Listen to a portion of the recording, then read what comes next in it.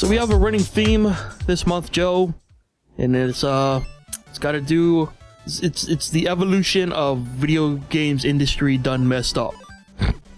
So it's pretty much the continuation of last month's drop pod. Yeah, it's slowly becoming like an actual series. Like to get the full story, you're gonna have to watch from episode whatever. Yeah, I feel like we're covering the same stories like every month, but that's because the stories just keep on being added to. Like, well, that's the thing. Like, people keep shooting themselves in the foot, and then we have to be like, well, here's the next bullet into the next toe or something, I guess. Yeah. So what's the first thing? So the first one is finally Konami has confirmed that the Kojima Productions, at least the LA branch, I guess. I don't really know the full details. Right. Yeah, breaking news. Yeah, it's officially closed now, so you know, I guess we can take the tinfoil hats off. Yeah. I guess the good thing about this is that it means he's kind of free. So now we know that he can hopefully work on other shit, and I'm excited for that. And did you see where Norman Reedus said he'd like to kind of work with Kojima and Del Toro on like something that may not actually be Silent Hills, but could be a project between them? I'd still love to see that happen. So that would be nice. Yeah. I think something may happen. I don't know. I'm optimistic. I think something down the line may come together. Obviously, it won't be Silent Hills, but you know, maybe that's a good thing. It kind of gives them even more freedom just to kind of do exactly what they want. So who knows? Yeah. But did they officially announce that with closure of the studio, Kojima is officially gone too? No, I don't think they've officially announced that. But hopefully, you know, does it even need to be announced at this point? It kind of feels like it's kind of happened. I don't, you know, that's the interesting thing is it seems very much that despite the rumblings around Konami are waiting until like the exact last moment to announce anything, which I guess kind of makes sense. You know, they're a business, and I'm sure having Kojima still technically part of the company means that they're a stronger brand. I don't know, but that was the first follow-up, so I guess good on Konami. Second follow-up is, so Square Enix pushed back the release date of Deus Ex Mankind Divided to August 2016. And if you remember the whole, if you remember the whole pre-order tier fiasco that happened a couple months back, or that we covered, so they did away with that last month.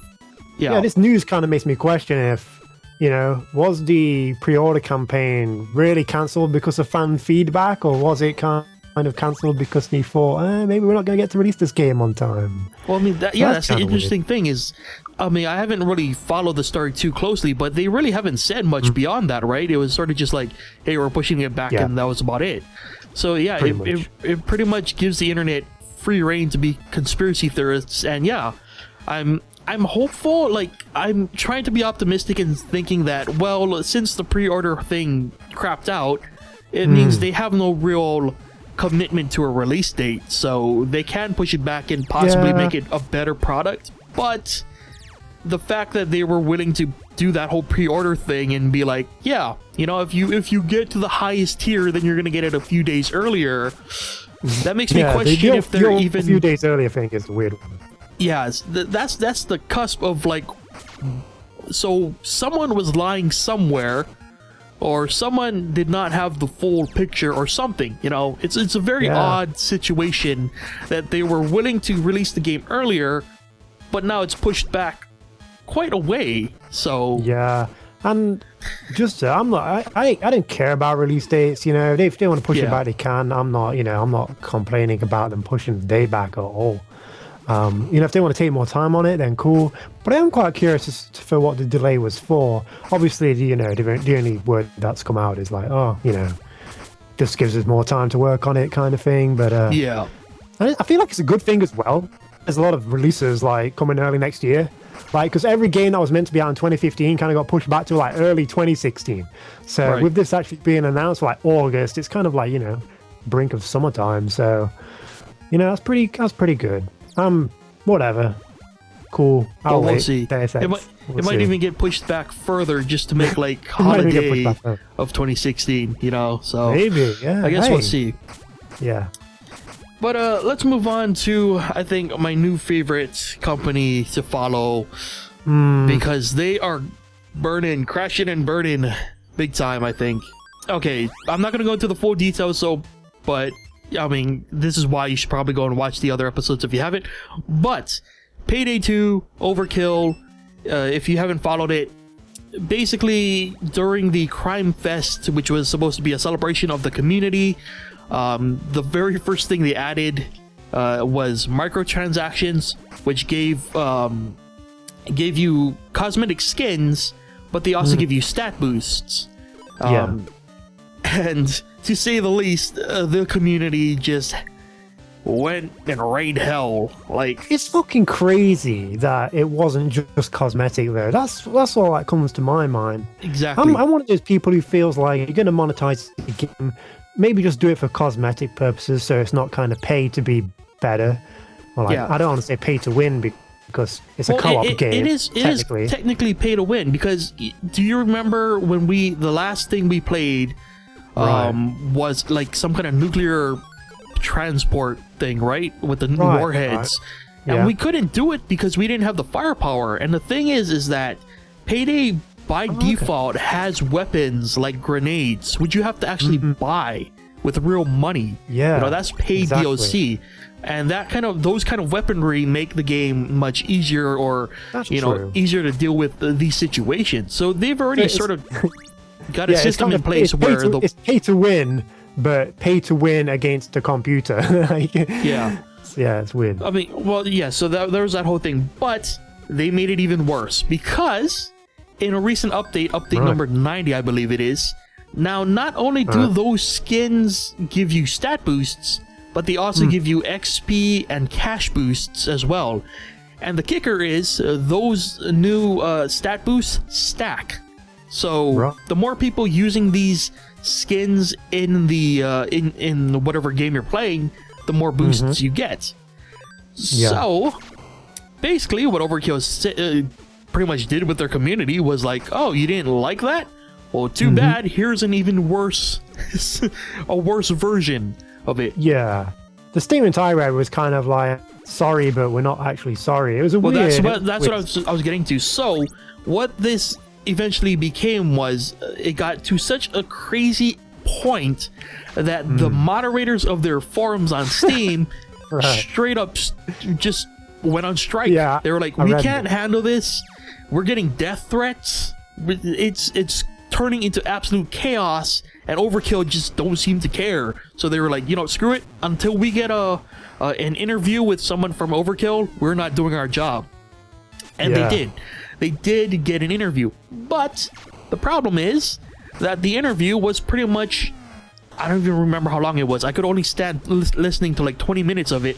But basically what it boiled down to was, the guy was like, yeah, I hear your concerns, but we're gonna work on this in the future. But yeah, we hear your concerns. And as you said, they did issue an apology, but the apology was not an apology. The apology was, oh yeah, we did not properly explain these new microtransactions. We did not properly communicate what it meant. And everybody is like, you're not seeing the problem here. The problem here is not that you didn't communicate, which is true. They did not communicate this well at all.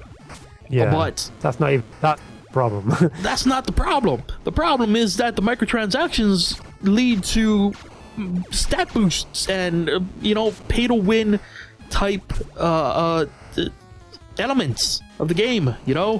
That's the problem. And what's even worse though is that in the public apology that they made, they buried it under all this other crap that they're introducing, like, oh, we're adding Payday 2 tournaments and all this other thing. And the thing is, like, that would be cool if you weren't under the absolute destruction of your community. Like, the apology should have been just the apology, even though it was a terrible apology. But no, you made it even worse by then promoting future events and everything. So it's like, we're sorry, but hey, look at all this other crap that you can spend money on, or, you know. Yeah. And that's not even the worst part either. Oh my god, it gets even worse. It gets even worse. So, you know how I mentioned before that what Overkill liked to do was they like to do these events where the community did things to then unlock things in the game, right? Yeah. So this is usually called the Hype Train event, and it takes place before the Crime Fest event. So, during this Hype Train event, dedicated players could buy something called the Completely Overkill Pack. Now, this was like a $20 DLC. And what it did was promise whoever bought it future rewards. Yeah. The future rewards for this Completely Overkill pack, which were required or were a part of the Hype Train event, which meant that if people didn't do it, they wouldn't get rewards. But this Completely Overkill pack eventually unlocked a skin for the game and a whole bunch of DLC. The problem is that usually the people who would buy this Completely Overkill pack are people who would already own this DLC. You know, they're the hardcore Payday 2 people. Right. And technically, not necessarily that bad at least, if you could probably give those DLCs to someone else, right? Yeah. Wrong. Those are automatically tied to the person who bought the Completely Overkill pack's account. So you can't even gift those DLCs to people, to your other friends if you already own it or whatever. So basically, people pay $20 to Overkill for nothing, unless they're like people who didn't buy any DLC and decided to just randomly spend $20 on a hype event, you know? Which is meant to be for the hardcore players. So in a nutshell, Overkill is pretty much screwing over their hardcore fan base.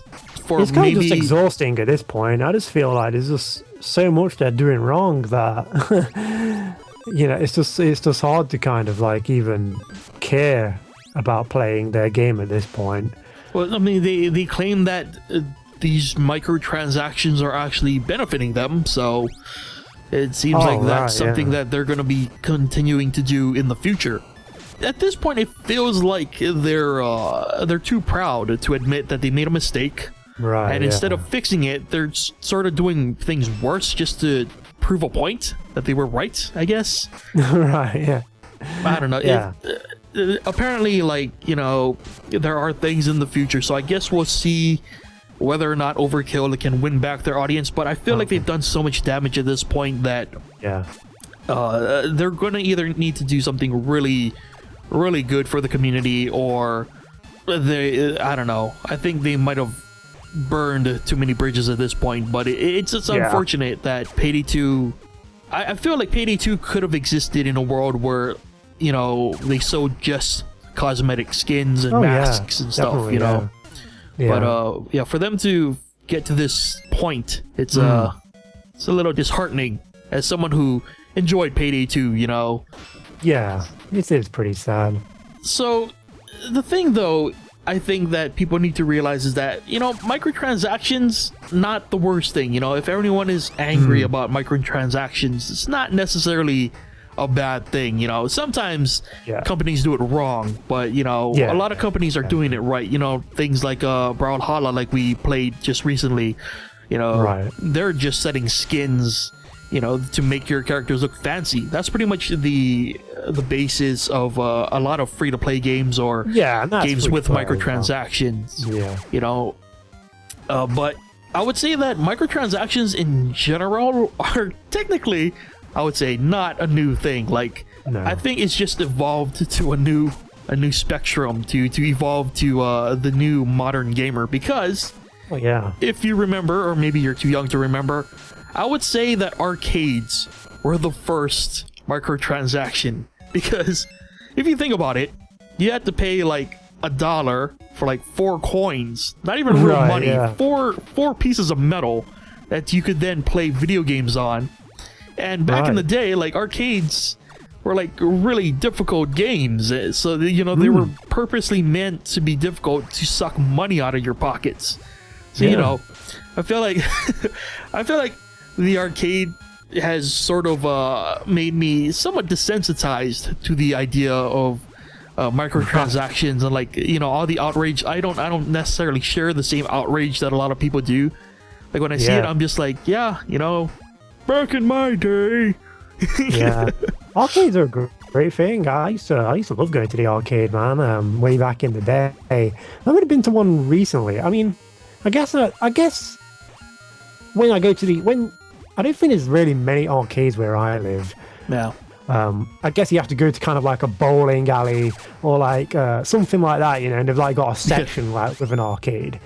I think I played some in the last few years though, definitely, like when I've been out with like met with like a group of friends or something.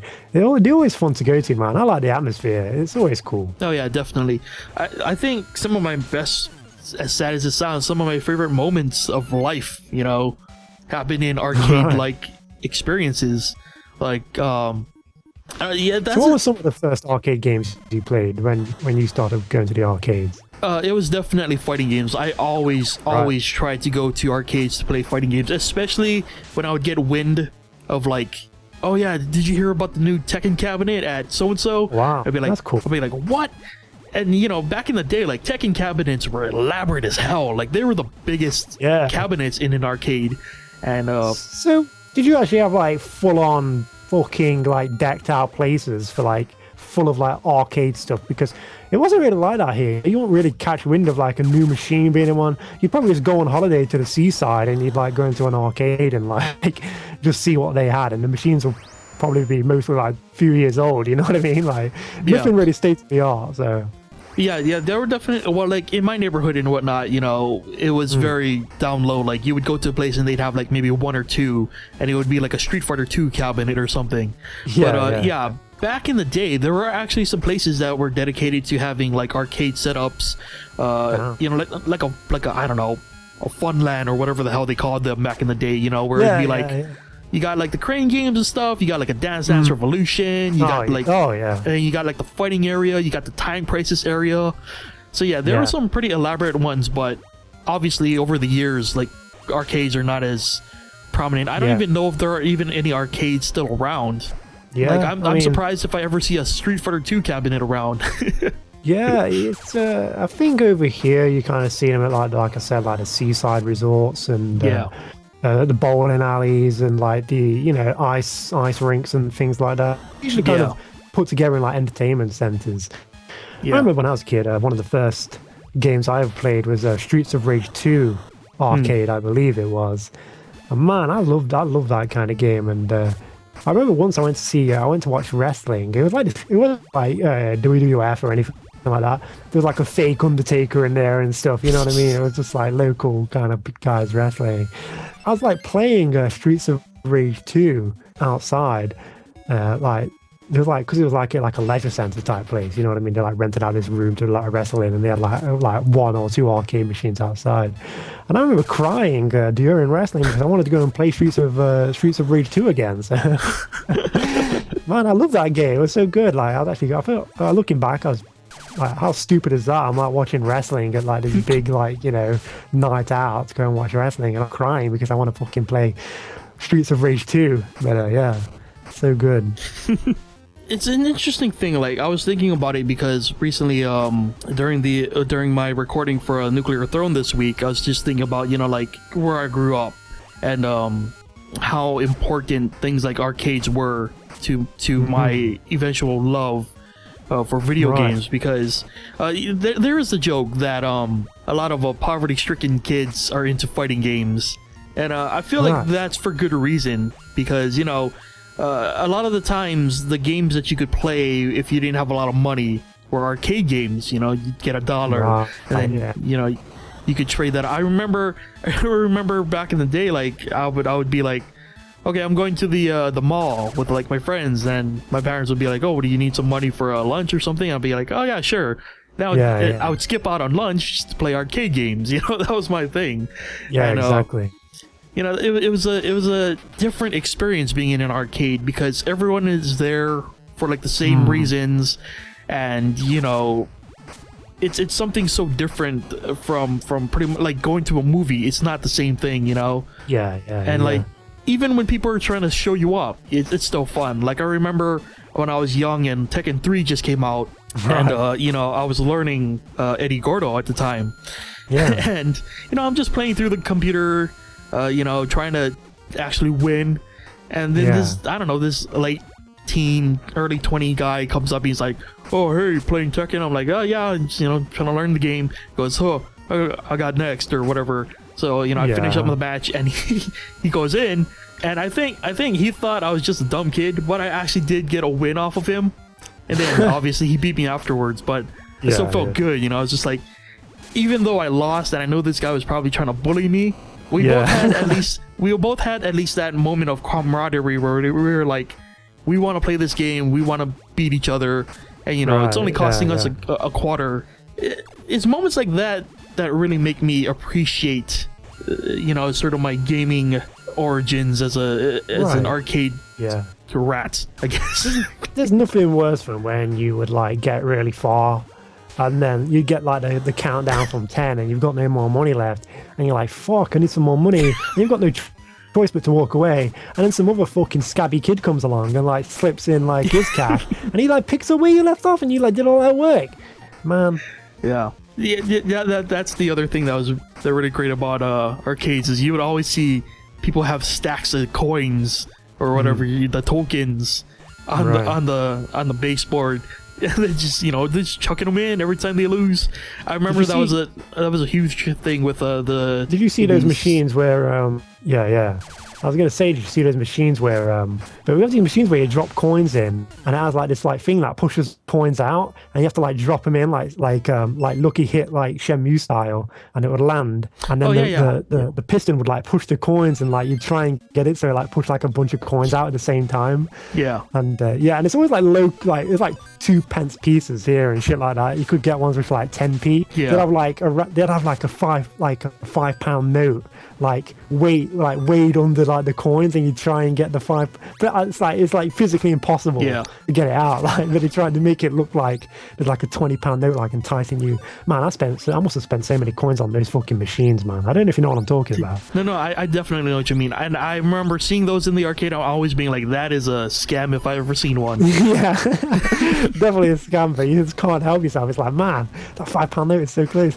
Sometimes you didn't get pretty lucky. It's enticing because it's like a glowing golden orb or whatever in the middle of a dark arcade, and you're like, ooh, like a moth to flame, man. One of my favorite games was the Simpsons arcade game. That's what I was gonna say. Like, that was the game that I always had people like stacks and stacks of coins. I'm just tokens. I'm just like, man, come on, I want to play Bart next, man. Just get off. Yeah. You had like Bart with like, I can't remember the weapons. Was he like, did he have the skateboard, and like Marge had the vacuum cleaner or something? And then you could turn into like super versions of themselves. It was great. It was the Simpsons game and Teenage Mutant Ninja Turtles for me. Yeah, dude. Fuck, the TMNT arcade game was difficult as balls, but it was so great.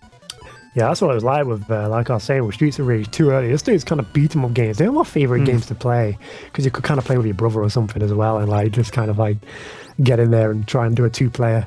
But they were like some of the earliest games I think I played. I remember playing. Time Crisis was always a great game until the guns broke, and I don't know how often it was for you, but down here, like freaking kids wouldn't understand how to play it. Or so, I guess, or people would get mad at it or something. But like, I would go 1 week, the game would be working fine. Go the next week, the trigger's broken, or it doesn't line up properly. And that happened with so many of the like gun games back in the days, like the Jurassic Park games or whatever too. And you would always be like, okay, I'm off screen. Why isn't it working? Why isn't it reloading? Or like, you have to get. It was like one of the like if you wanted to do 2-player, like one of the guns would work and the other one wouldn't. Like, and you'd put the money in for fucking 2 people, and like you'd just be playing by yourself. Man, that happens so many times. Like, isn't it confusing? Do you ever still do the car games? I don't know, F50 challenge and things like that.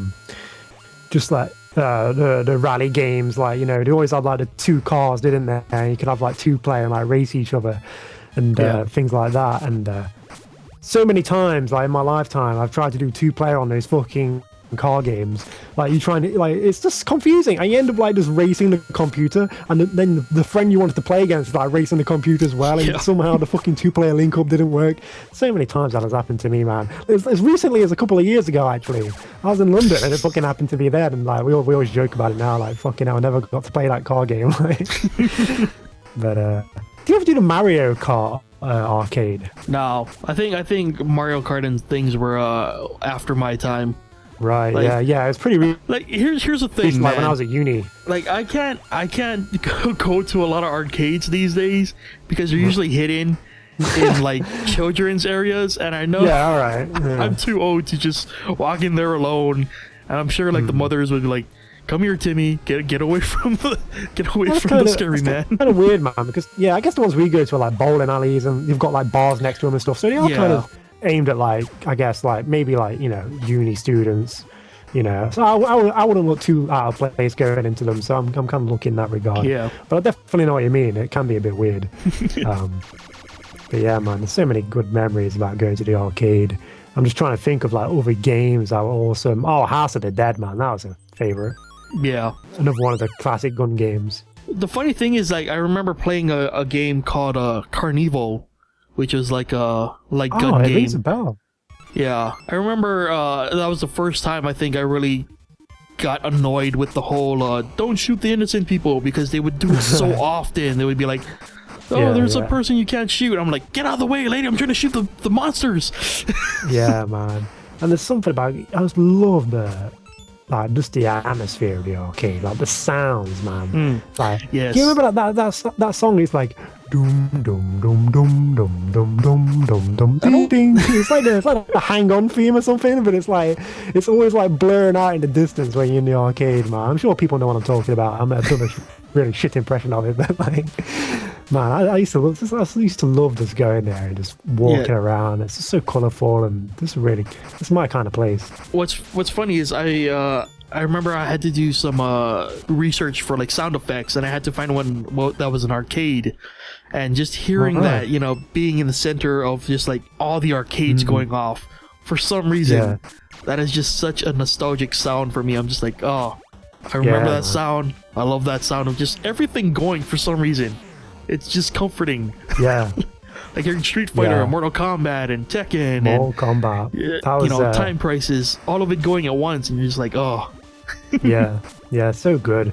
And like in recent years when I've been going, I've noticed these machines that like can do fucking full-on 360 rolls in and stuff and like shit like that, and like, man, the arcades are getting pretty. I mean, you know, you don't really see much of it because we're both outside of Japan and stuff, but there's some pretty cool stuff going on in arcades. And it seems like Tekken always goes to the arcade first as well, so that's the plus. Yeah. That is the unfortunate downside of arcades still being big in Japan. Is Japan always gets Tekken first. Yeah, I'd love to go to Japan and just like go and explore the arcades and just like hang around, and that is definitely a dream of mine, is to one day go to Japan. Not only to, you know, see Japan itself, but to go into like the districts specifically made for like gamers and stuff. I just want to take it all in. Yeah, man, and that's like part of what made Shenmue one of my favorite games, like the arcade in that. That was just awesome for me. I was like, no way, this is pretty cool. Yeah, that's an in general, Sega does a lot of love letters to arcades. It's even in Yakuza. So they are definitely one of the few still fighting the good fight in that respect. Yeah, definitely. But yeah, so much good stuff.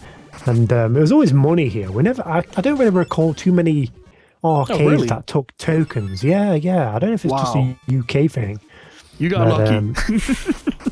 Yeah. So how did it work then? Did you have to buy a certain amount of tokens? Is that how it worked? Or? So it pretty much worked. You remember Microsoft points? That's pretty much how it worked here. Exactly. So like X amount of money, like $1 would get you like 4 coins, but like if you paid $5, you would get, you know, a deal sort of on how much token to dollar ratio basically. Yeah. Well, yeah, I think that's how a lot of arcades made their money back in the day, was, Right. making their own currency system with the tokens.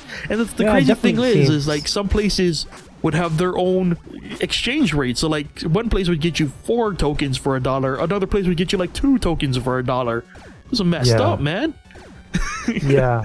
And we It's, still paid it because we wanted to play video games, damn it. Yeah, exactly. The amount of money you spent on those things, you could easily just fucking burn through like so much money.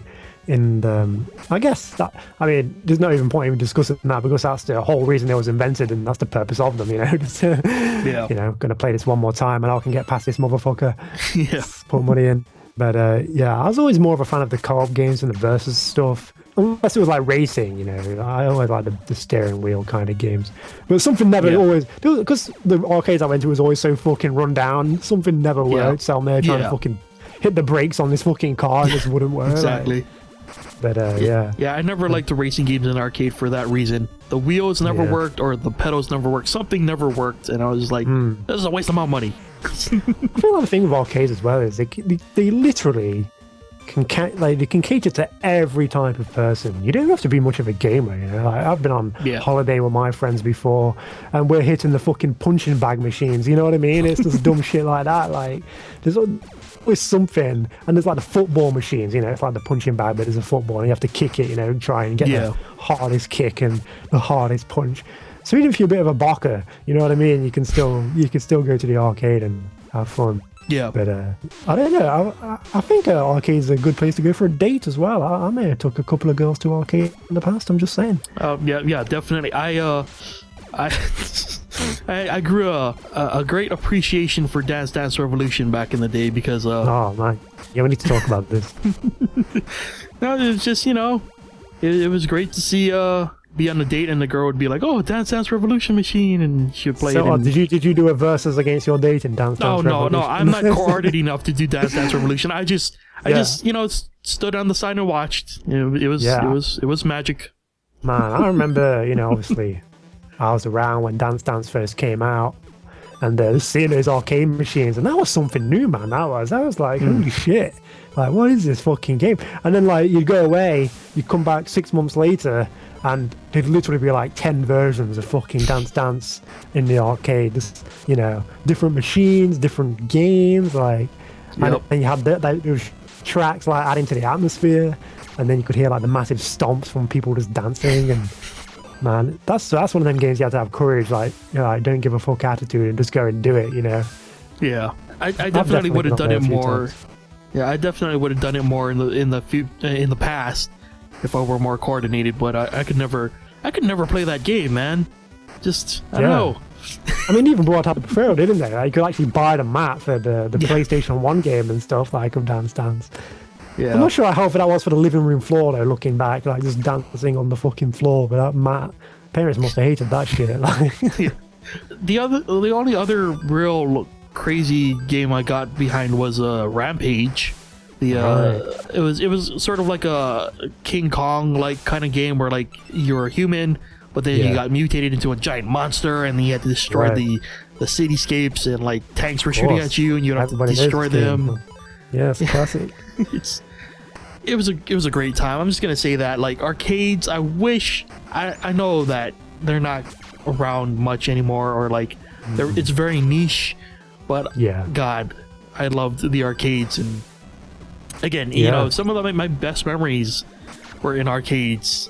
Yeah, definitely. Like, when I was a kid, every time I went on holiday, because we never fucking flew anywhere. We literally just went to the seaside, and at the seaside, all you've got is like the fucking arcades and like the gambling machines. Like the slots and things like that.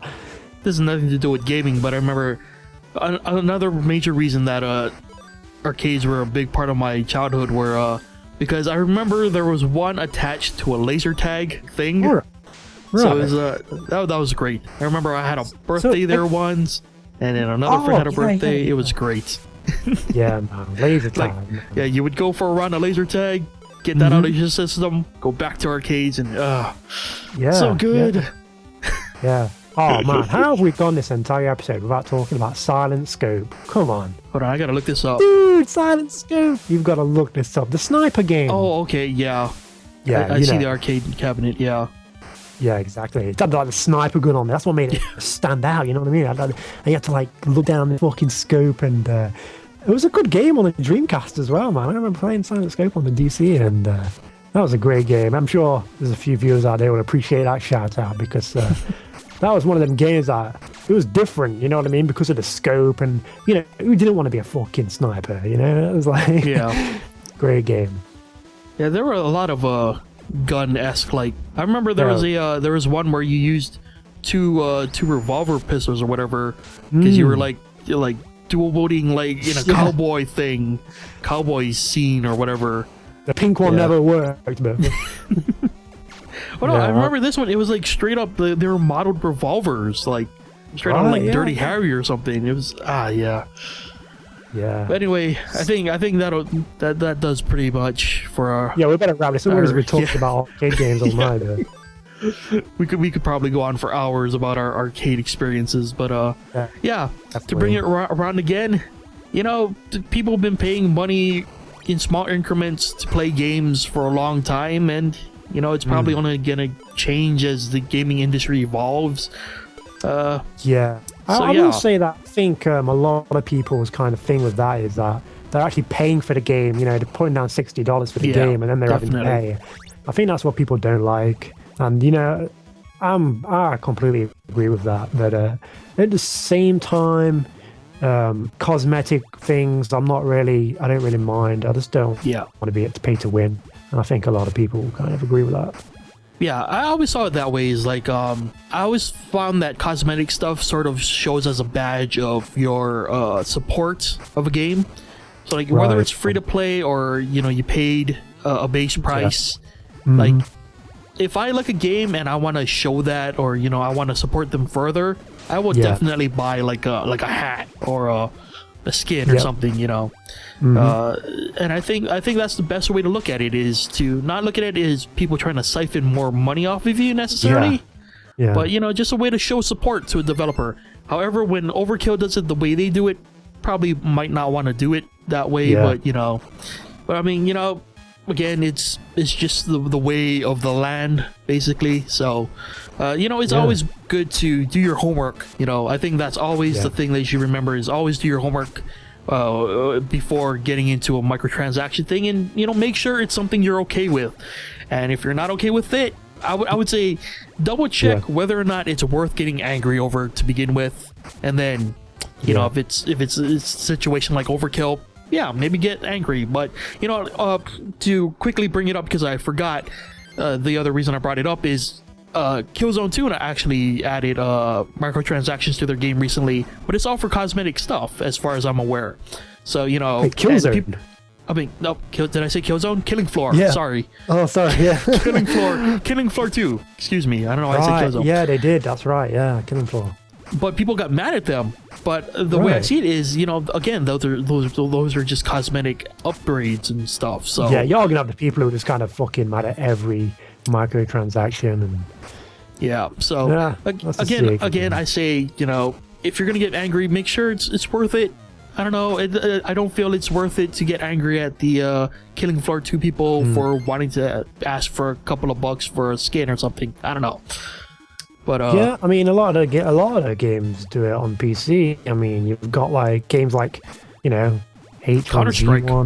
Yeah, Counter-Strike, exactly. All those games where it involves getting crates pretty much support like microtransactions, you know. So but you know, I would pose the question to anyone listening. You know, maybe you guys have a better, you know, response to it. You know, maybe you have a better reason, I guess, to be angry, or maybe not be angry. I would love to hear it. I think we would love to see other perspectives on the whole microtransaction thing. I really did enjoy talking about. Oh, sorry, carry on. No, I was just gonna say, especially as two old farts who have spent a lot of time in arcades. Yeah, good talk today with the arcade stuff. I liked it. Yeah, and lovely trip down memory lane, both in stories that we covered and the more lovely arcade memories. Be sure to leave your arcade memories in the comments as well. I always love to hear people's stories about their arcade experiences. Yeah. And also, my nostalgia bones. If you do listen to the drop pods, we do have another show once a month in between the drop pods, which is the cleanup cast. Yep. That is, sometimes we'll touch on games in that as well, but with the cleanup cast, it's a bit less formal. We can pretty much talk about our games and anything else. So check that out if you like listening to us just ramble about random shit. Basically, that's what I'm trying to say. So yep. Our the most recent episode was about Mr. Robot. So if you've watched Mr. Robot and you want to hear us sort of talk about it, be sure to check that out. We talk about a lot of different things on that. Yeah, so Drop Pod is exclusively games. Cleanup Cast is everything else. A little bit of everything. So yeah. All right. So anyway, thank you for listening or watching or what have you. Thank you for being here and listening to us get all nostalgic about arcades. And until next month, take care of yourselves, and we'll see you guys then for another Drop Pod. See you later, guys.